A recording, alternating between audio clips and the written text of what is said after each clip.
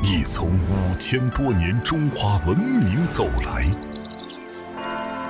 你从500多年社会主义走来，你浸润东方的智慧，你弘耀真理的光辉，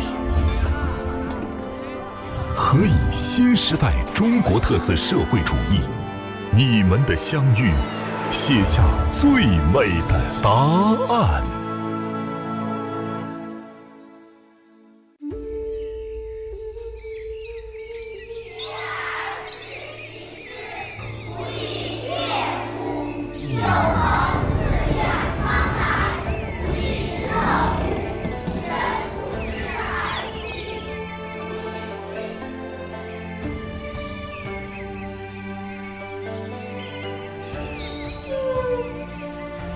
马克思先生不远万里而来，欢迎欢迎啊！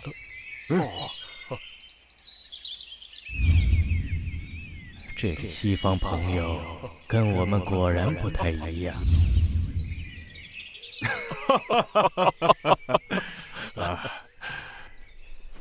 来，请。看坐。我早就想来拜访夫子了。我听说1925年，郭沫若先生写了一篇文章《马克思敬文庙》，曾经畅想过你我相遇的场景。文章中您发问，马克思主义到底能不能在中国实现？是啊，很长的历史时期内，中国民间普遍都是您的思想，人们就担心咱俩到底合不合拍啊？诸位说呢？当然合拍。我看未必。是啊，不过对于你我的相遇，历史上曾有过争论。马克思先生，请与我一步长廊，我们一起探讨切磋。这个书院已经1047岁了，后面有个藏书阁，藏着不少典籍。请您到这儿来，是为了让您亲身感受一下中华文化，而且书院有会讲的传统。马克思先生，我们请移步讲堂，再详细聊聊。好的，请。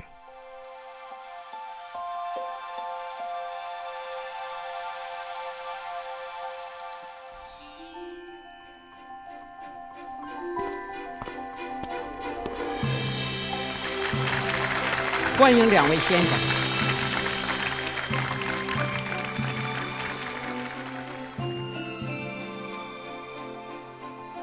诸位好。先自我介绍一下，我是赵冬梅，现在北京大学历史学系教书。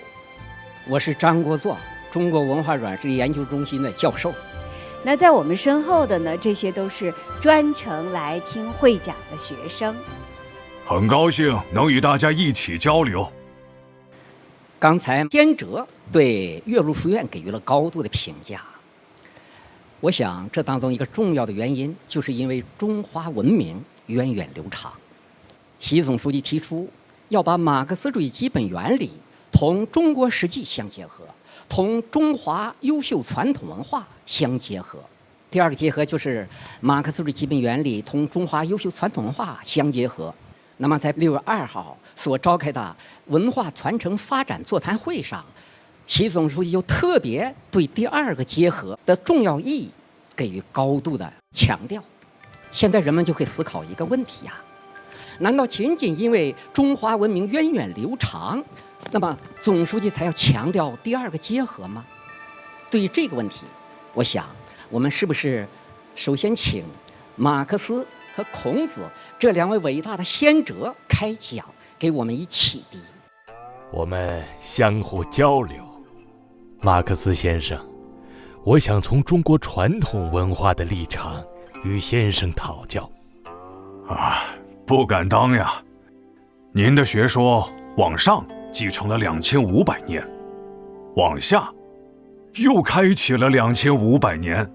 有学者夸奖您保存了中国的心。讨论中国传统文化，我该向您讨教才对呀。孔子，儒家学说创立者，中国古代的伟大思想家，对中华文明产生了深刻影响。我讲究礼，强调仁。所谓君子谋道不谋食，君子忧道不忧贫。马克思，马克思主义的主要创始人，马克思主义政党的缔造者和国际共产主义的开创者，是近代以来最伟大的思想家。我追求共产主义，希望每个人都能得到自由而全面的发展。一直以来，人们总有一个疑问：一个源自欧洲的思想，何以能在中国落地生根？马克思主义与中华优秀传统文化是否天生契合？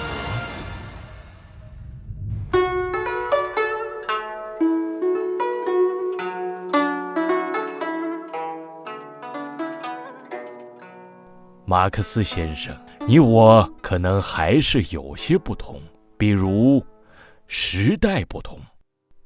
我那时候还是农耕文明，您的学说比我晚了2000多年。没错，我那时候欧洲资本主义制度趋于成熟，而且地域也不同。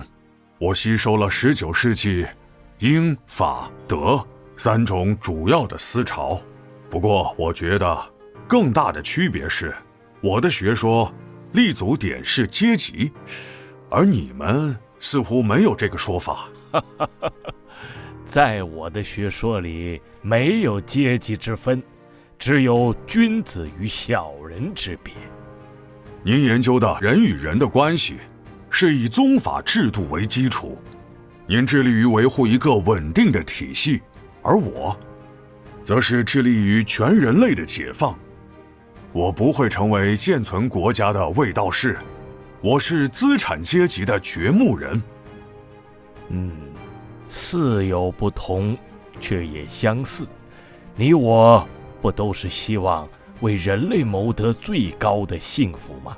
对对对，我是在憧憬一个至高至远的理想世界，在那里人人都各尽所能，各取所需，我把它称为共产社会。我也主张建立一个人人幸福平等的社会，在那里社会财富都不必藏于己，而是分享给社会。我把它称为天下大同。那你我的见解有颇多相似之处呀。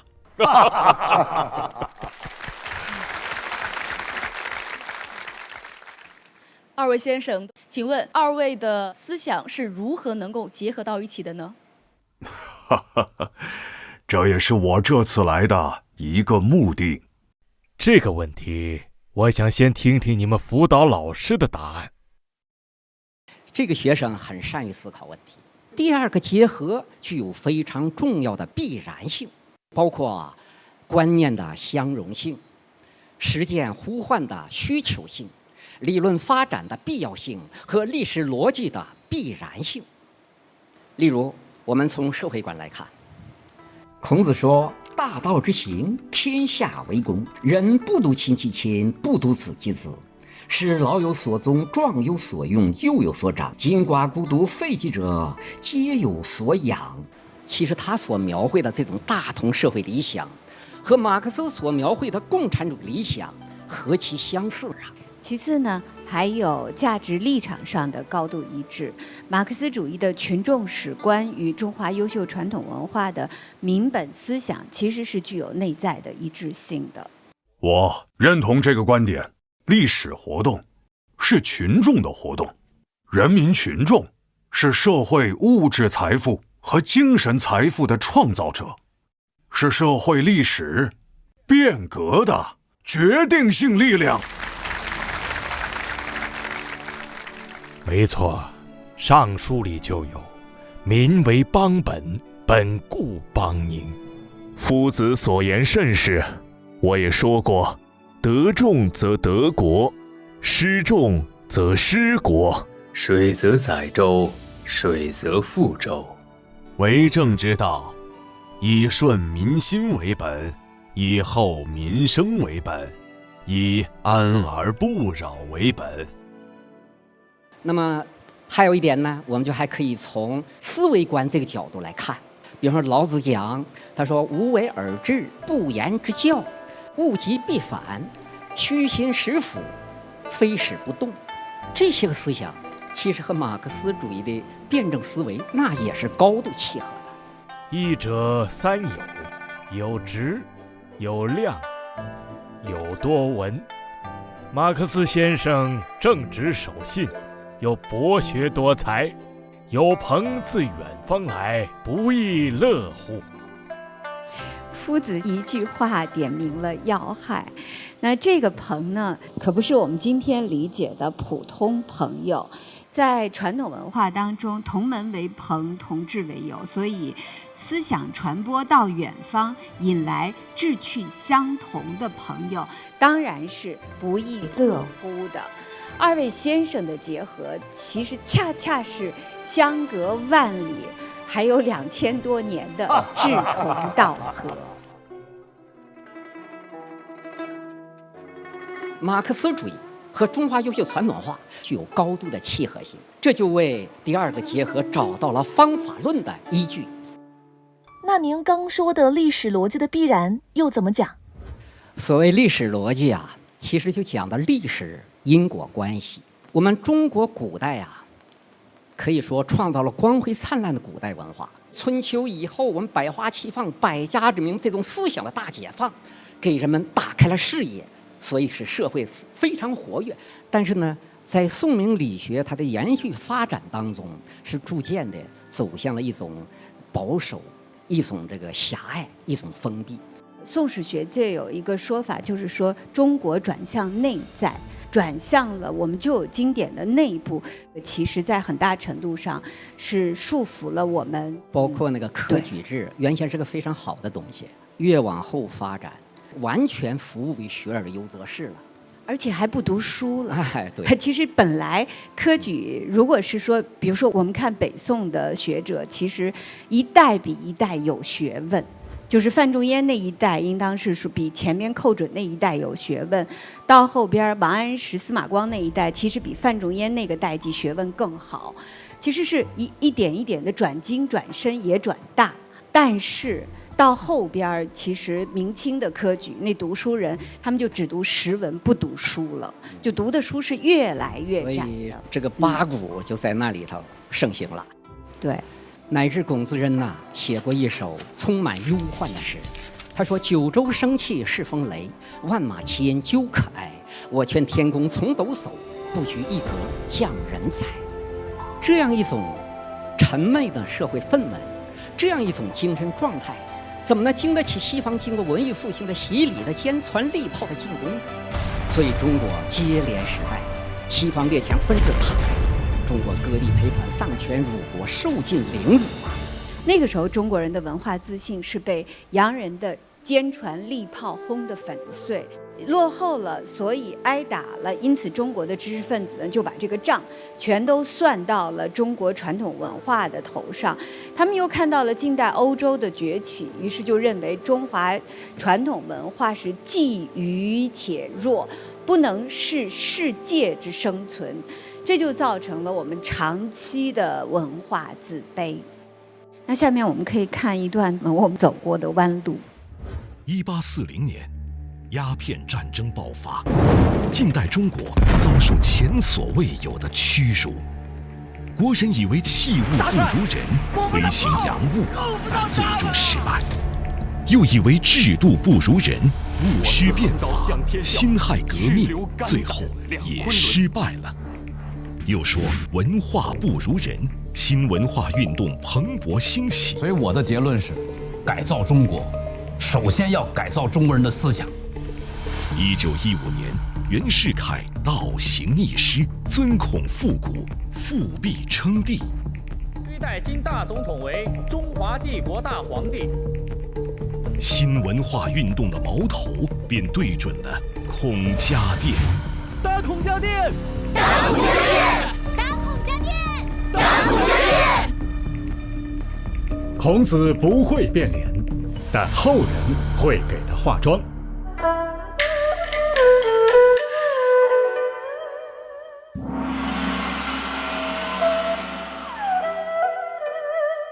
孔圣人死去以后，孟亚圣首先调好香料油胶，替他涂上一层；荀老夫子涂上一层；汉朝贾谊、董仲舒将他装成道士模样；还有赵普请他治天下；康有为请他充当政客当教主；戴季陶先生请他收孙中山先生为弟子。我有一句话：打倒孔家店，救出孔夫子。只有打倒了儒家孔教，孔子的真面目，孔子的真精神，孔子的伟大，才真会被认识。我们都知道新文化运动它始于1915年，它是一次倡导科学和民主的启蒙运动。但那个时候儒学被封建统治阶级异化成了巩固政权的工具，所以他们反的是封建礼教，是像袁世凯这种假尊孔之名行复辟之实的丑剧。不过在这个过程当中，还是出现了一些极端的观点。欲驱除一般人之幼稚的、野蛮的、顽固的思想，犹不可不先废汉文。废汉文，且存汉语，而改用罗马字母书之的办法，我极赞成。他们反对旧八股、旧教条，主张科学和民主，是很对的。但是他们对于现状、对于历史、对于外国事务，没有历史唯物主义的批判精神。所谓坏，就是绝对的坏，一切皆坏；所谓好，就是绝对的好，一切皆好。感谢您能用到我的批判精神。您也认同中国传统文化不能一概否定？我们信奉您的主义是正确的思想方法，这并不意味着我们忽视中国文化遗产。我们这个民族有数千年的历史，有它的特点，有它的许多珍贵品。从孔夫子到孙中山，我们应当给予总结，继承这一份珍贵的遗产。回望这2000多年，我和儒家学说真可谓是命途多舛啊。毛泽东早在1940年发表了《新民主主义论》，那么在这部伟大的著作当中，他就提出来了要建设民族的、科学的、大众的文化。那么新中国成立之后啊，毛泽东也发表了很多重要的观点，都和第二个结合相关。比方他说百花齐放，百家争鸣啊，对传统文化要吸取精华，要剔除糟粕呀，要古为今用，洋为中用啊，等等。在文革10年动乱当中，我们的传统文化受到很大的破坏。改革开放之后，西方的思潮纷纷涌来，我们的传统文化遇到了巨大的挑战。没错，比如说这本书《丑陋的中国人》，我相信大家都应该有一些印象。我这个年纪的人上大学的时候，好像人人都在读。这是台湾作家博洋的作品。就是这个书里边的很多情节都反映了伴随着改革开放之后，一些人在中西对比当中对于中国制度、中国文化，还有其实中国现状的自卑。其实它显然还是暴露了我们在文化上的那种不自信。这个说到点子上了。这种思想在80年代曾经形成了历史虚无主义。历史岂能虚无？我举个例子，夏礼吾能言之，岂不足争也？夏朝的礼我能说出来，但他的后代杞国却不足以为我作证。就因为杞国现存的典籍和贤人不够，历史不只是记忆，更是文化的传承。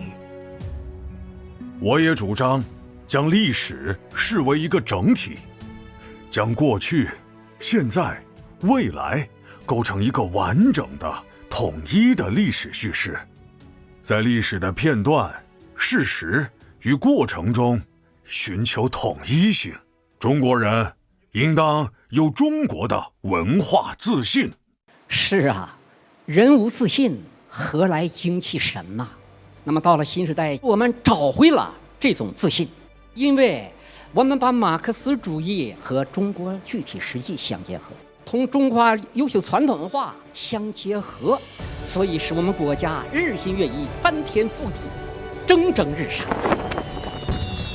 国人在这种背景下，当然找回了自信，而且我们的自信应当说越来越坚定。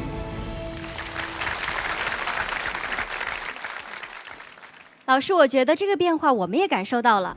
现在我们一到传统节气也会发朋友圈，到了传统节日，话题必上热搜榜，在景点景区也能随处看见穿汉服的小姐姐，还有博物馆也成了打卡之地。确实，今天的中国元素越来越多，所以这我要提到，就是有关博洋的《丑陋的中国人》有件事情，就是在2021年的11月17日，博洋先生的遗孀正式发出声明，希望两岸出版社自即日起不再出版《丑陋的中国人》。他强调，这是博洋生前的交代。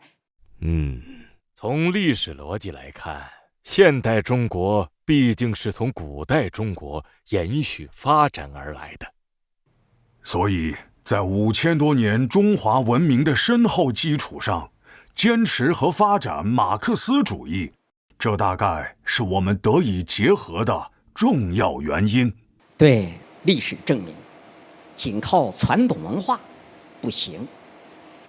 马克思主义不和中国实际和中华优秀传统文化相结合也不行，必须得坚持两个结合，才能够改变中国的命运，走向伟大的复兴。这就是第二个结合的历史逻辑。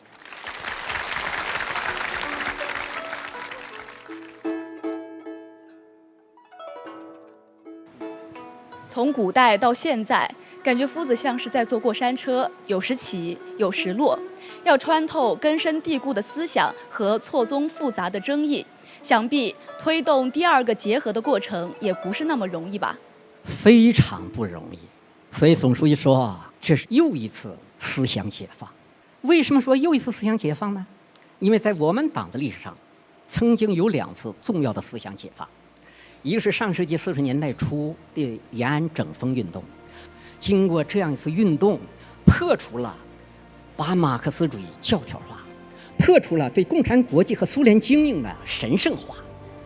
这次整风的结果，确立了毛泽东思想在全党的指导地位。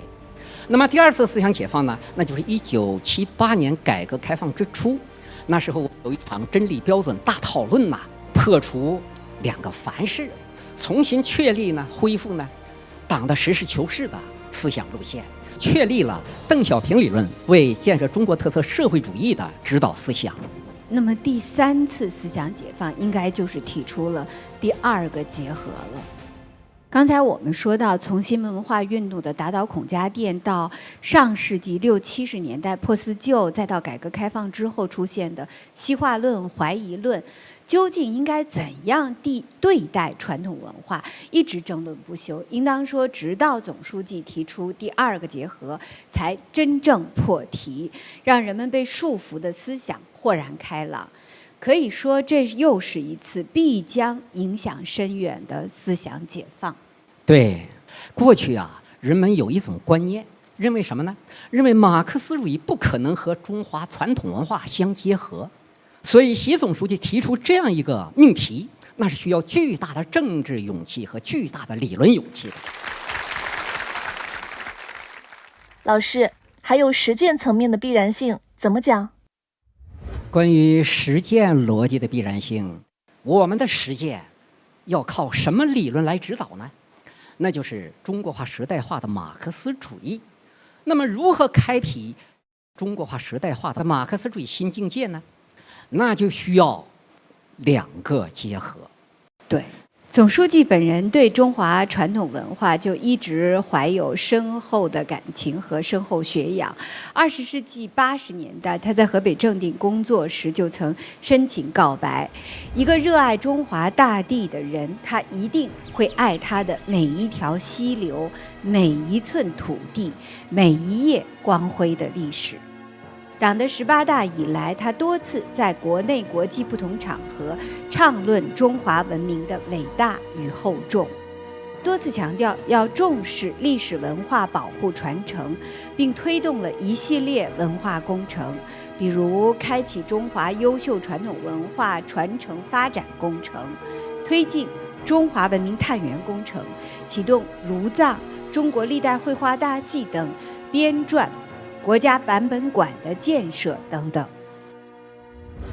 说到国家版本馆，大家不妨跟我去看看。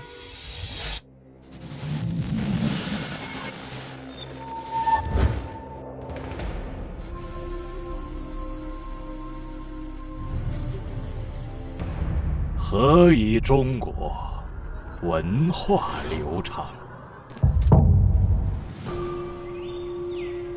周有收藏室，汉有天禄阁，唐有弘文馆，宋有崇文院，明有文渊阁，清有四库七阁。盛世修文，中华文化种子基因代代相传，连绵不绝。这是现存最早的木活字印本，印于900年前，国家首批禁止出国展览的64件展品，其中就有它。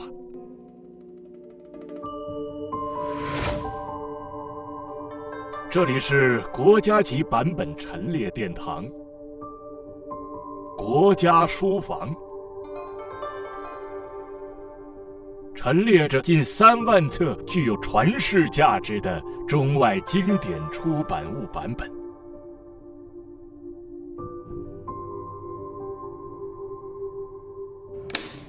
还有斯文在兹中华古代文明版本展正在展出，400多件珍贵版本，实证中华古代文明绵延演进的历程。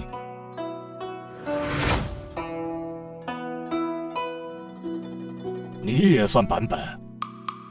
我是保存完整、未经人工修复的秦始皇陵兵马俑，属于艺术版本的一个载体。还有文汉阁，2000余件马克思主义著作经典版本。这里是兰台洞库，设立了元素金兰、四库全书、文汉合璧古籍展，首次展示了4格四库全书的真本和仿真影印本。洞窟内恒温恒湿，典藏珍贵版本，永续中华文明。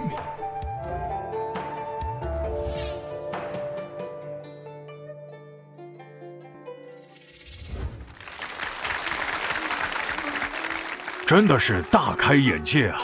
泱泱中国，气象万千。马克思主义和中华优秀传统文化都关注人类生存与发展，很多立场、观点、方法都具有真理性，在世界观和方法论上相互契合。习近平新时代中国特色社会思想，就是当代的中国化、时代化的马克思主义。那么这一理论为什么能够不断的蓬勃发展？就是因为这个理论，它牢牢地确立了2个结合，其中包括第2个结合。这就是我们第2个结合理论和实践的双重逻辑。原来如此，看来你我的结合是势所必然呀。谢谢2位先生。谢谢2位先生，非常感谢孔子和马克思2位伟大的先哲参与我们今天的学习和讨论。现在我们大家都清楚了，马克思主义基本原理同中华优秀传统文化具有高度的契合性，这种结合也有发展的必然性。因为我们不断开辟马克思主义中国化时代化的新境界，就需要不断的推进2个结合。所以一言以蔽之，坚持2个结合是我们发展中国特色社会主义的必由之路。为了详细探讨马克思主义和中华优秀传统文化为什么能够结合，请看第2集《高山流水》。再见。